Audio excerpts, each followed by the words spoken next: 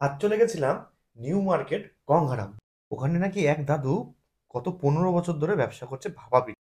যদি আমার কথা না বিশ্বাস হয়, দাদুর কাছে নিজেই শুনে নেবো অ্যাকচুয়ালি কতদিন থেকে উনি 15 বছর তো। 15 বছর। এই আমাদের 6 টাকার ভাপা পিঠা না বন্ধুরা, আমাদের এই দক্ষিণ দিনাজপুর ছাড়া কোথাও পাওয়া যায় না, আমি এটা চ্যালেঞ্জ দিয়ে বলতে পারি।